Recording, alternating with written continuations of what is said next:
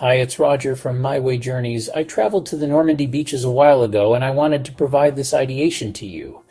As I stood on the beaches and imagined the courage and fear of that day in 1944. And now I look out at the calm, gray expanse of the English Channel. It's quiet now. You might hear the cry of a gull or the gentle lapping of the waves. But if you listen with your imagination, you can almost hear something else. Picture the horizon not empty as it is today, but filled with a vast armada of ships. More than you could possibly count. Think of the young men who came ashore on this very spot on the morning of June 6, 1944. This single day changed the course of our world. It's extraordinary to stand where history was made so vividly. Today, these places are peaceful places to learn, reflect, and remember.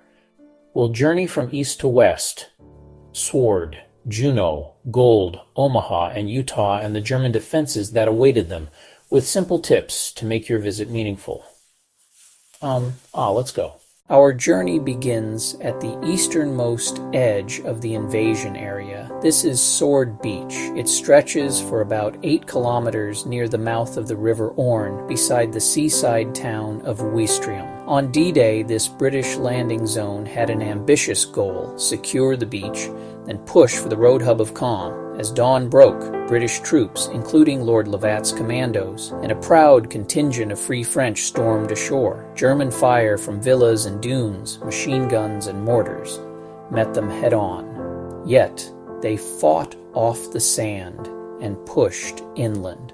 Crucially, they linked with airborne forces who had seized Pegasus Bridge in a daring glider assault just hours earlier. Start with a simple walk on the beach. Plaques and small memorials line the promenade. Nearby, the Memorial Pegasus Museum displays the original bridge and the gliders that carried the 6th Airborne. Have a coffee at Café Gondry, the first house in France to be liberated.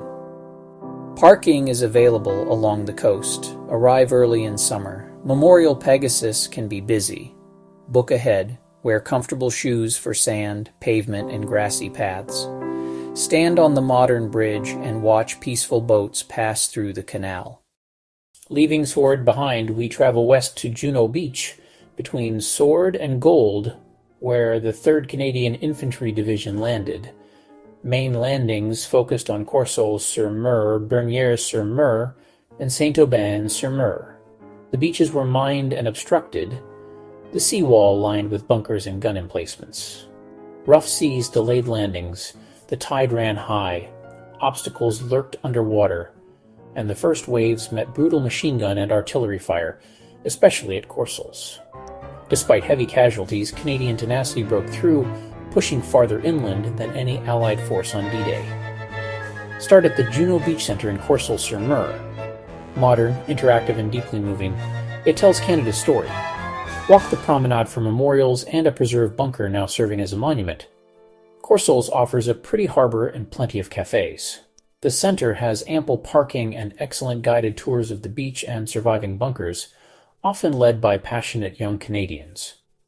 Enjoy fresh seafood and, later, a quiet moment by the sea to reflect on the history you've just walked through. At Gold Beach, the British 50th Division aimed to secure a beachhead and push inland toward Bayeux. They also needed Arromanches, chosen for a feat of wartime engineering, an artificial harbor. Despite tough resistance, notably at La Hamel, specialized Hobart's funnies cleared mines and breached the seawall. By nightfall, British forces were several miles inland, approaching Bayeux. Days later, massive concrete caissons and floating roadways were towed across the channel to build Mulberry Harbor B.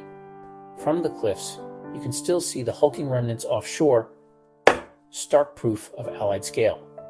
For context, visit the 360-degree cinema on the cliffs, then the Musée du Débarquement in town for how it all worked. There's ample clifftop parking with sweeping views. Start there and stroll into charming Arromanches. Enjoy the town's cafes and bakeries. Then visit the magnificent British Normandy Memorial nearby, a beautifully designed tribute. Take a moment to remember. Omaha, a name bound to tragedy and valor. a 5-mile crescent of sand dominated by steep bluffs. German positions commanded the beach. The U.S. 1st and 29th Infantry Divisions had to take it. Bombardment failed to suppress defenses, currents scattered landing craft, many amphibious tanks sank in rough seas. Men stepped into surf and straight into machine guns, mortars, and artillery. Casualties were horrific. For hours the invasion hung by a thread. Begin at the Normandy American Cemetery at Collville.Saint-Laurernt-sur-mer, overlooking Omaha rows of white crosses and stars of David in profound silence. The visitor center tells the soldiers' stories with dignity, then walk to the water's edge and look back at the bluffs. Down on the beach, the Omaha Beach Memorial Museum displays uniforms, vehicles, and personal belongings that bring the battle to life. Entry to the cemetery is free, with a large car park. Plan at least 2 hours, and maintain quiet respect. Stand on that open sand and imagine the courage it took to cross it. The experience will stay with you, a lesson in the human cost of freedom. Our final stop is Utah Beach, the westernmost landing zone on the Cotentin Peninsula, assaulted by the U.S. 4th Infantry Division. The plan here aimed to secure the vital port of Cherbourg and relied on a massive pre-dawn airborne assault. Thousands from the 82nd and 101st Airborne Divisions jumped to seize causeways and sow confusion. Currents pushed the first wave south into a sector with lighter defenses. Brigadier General Theodore Roosevelt Jr. declared, "We'll start the war from right here." His calm leadership proved crucial. Resistance was relatively light. Units advanced quickly, linking with paratroopers and meeting objectives with far fewer losses than at Omaha. Visit the Utah Beach Museum immersive displays, personal stories, outdoor hardware, and an original B-26 bomber. A short drive inland, Saint-Mère-Église was among the first towns liberated. See the church steeple effigy of John Steele and the excellent Airborne Museum, then enjoy lunch in the lively square. Explore the lanes and hedgerows between town and beach to feel the terrain paratroopers fought through in darkness. To grasp Allied bravery, know the Atlantic Wall, a vast system of fortifications reinforced under Field Marshal Erwin Rommel. It wasn't a single wall, but layered defenses, millions of mines, thousands of obstacles, concrete bunkers, pillboxes, and coastal batteries. From angled poles to rip landing craft to steel hedgehogs and concrete blocks, the beaches were a killing ground by design. At Long-sur-Mer, between Gold and Omaha, preserved guns still sit in massive casemates, imposing even now. Explore Omaha's strong points and Utah's bunkers woven into museum exhibits. Looking through a firing slit toward the sea, you sense the firepower aimed at the invasion. Many sites are freely accessible with helpful panels. Walking among these concrete giants teaches hard truths about military engineering and grim defense. The Atlantic Wall stood as a fortress and was breached by sheer human courage. Today it endures as a stark reminder of the immense challenge the Allies overcame. Late spring to early autumn, May to October, brings milder weather and longer days with full sight hours. Anniversary week is powerful but crowded. For quieter visits, consider May or September. Rent-a-car sites span over 50 miles and public transport is infrequent.